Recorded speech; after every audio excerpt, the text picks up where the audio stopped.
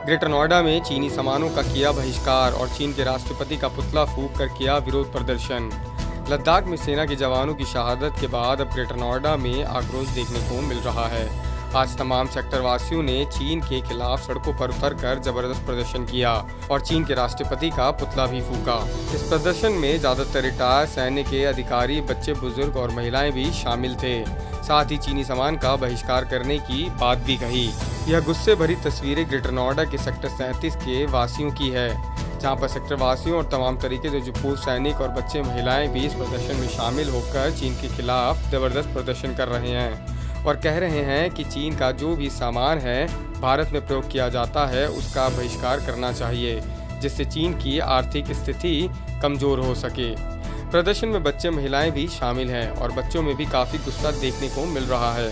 शब्दों को सुन सकते हैं कि किस तरह से लोग विरोध प्रदर्शन कर रहे हैं और कह रहे हैं कि चीन का जो भी सामान भारत में प्रयोग किया जाता है अब वह नहीं किया जाएगा। और अगर ग्रेटर नोएडा जहां पर प्रदर्शन हो रहा है वहां की बात की जाए तो सेक्टर में तो आज से ही चीन का जो भी सामान आता था उस पर पाबंदी लगा दी गई है। कोई भी व्यक्ति अब चीन का कोई भी सामान अब उपयोग में नहीं लाएगा। ग्रेटर नोएडा, आज सेक्टर 37 ग्रेटर नोएडा में हमारे सभी सेक्टर वासी एकत्रित हुए हैं और सभी के अंदर एक जुनून है, जोश है कि हम चाइना का कोई सामान नहीं खरीदेंगे, चाइना के हर सामान का बहिष्कार करेंगे, चाइना की कोई भी वस्तु हम नहीं खरीदेंगे, चाहे मोबाइल में ऐप है वो भी नहीं रखेंगे, चाहे वो टिकटॉक है, चाहे वो गूगल है या अदर्स जो भी ऐप है, हम किसी को भी नहीं रखेंगे।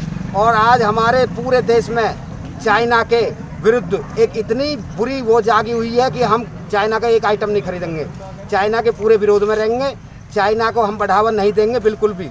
अगर हमारे 20 सैनिक मारे हैं उनको हमें बड़ा दुख है, पूरे देश को दुख है, उनका देश को क्या वर्ल्ड को पूरे को ही दुख है। और आगे से हमारे पूरे देश में कोई भी, शायद मेरी तो ये कोशिश है कि हमारे सेक्टर के लोगों में इतना जुनून है तो शायद सब में इतना जुनून होगा कि हम चाइना का कोई भी आइटम नहीं खरीदेंगे। मेरा नाम देवराज नागर है और मैं भारतीय वायु सेना से वारंट अफसर के पद से निवृत्त हूँ और मैं उस क्षेत्र में भी रहा हूँ जहाँ पे ये अभी जो स्कर्मिश जो चल रही है, जो परेशानी स्टैंड ऑफ जो चल रहा है, हमने देखा बहुत दुर्गम क्षेत्र है लेकिन क्षेत्र बहुत सामरिक महत्व का है और हमारा हमेशा से रहा है। अभी मैं टीवी पे देख रहा था, गलवान जो वो इंडियन था जिसने उस घाटी की खोज की थी, तो वो पहले से ही अंग्रेज़ों के टाइम से ही हमारे भारत का अभिन्न हिस्सा रहा है। उसके ऊपर भी अब चीन अपना दावा ठोक रहा है। चीन बहुत धोखेबाज और बहुत धूर्त प्रवृत्ति का देश है। तो इसके साथ में सभी जो अमर शहीद हुए हमारे सैनिक उन सबको श्रद्धांजलि देते हुए उनके परिवार के साथ संवेदना प्रकट करता हूं।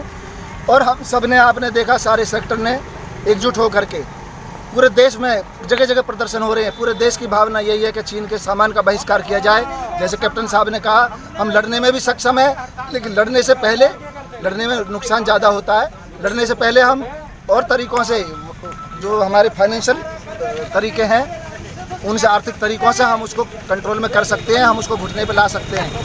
आज हम सब ने प्रण लिया, हमारे सेक्टर के लोगों ने, कि हम कोई चीन का सामान नहीं खरीदेंगे, कोई चीन का ऐप नहीं अपने फ़ोन में लगाएंगे और हम चीन को, भगवान ने चाहा तो हम चीन को अभी वापस और पीछे धकेलेंगे जहाँ तक हमारा असल में हिस्सा है, अक्साई चीन को हम वापस लेंगे और उससे भी पीछे जहाँ तक हमारा एक्चुअल में जो अंग्रेज़ों के टाइम में हमारा जहाँ देश जहाँ तक था, अंग्रेज़ों के टाइम में जहाँ तक राज था, हम वहाँ तक पहुँचेंगे, चीन को पीछे हटाएंगे।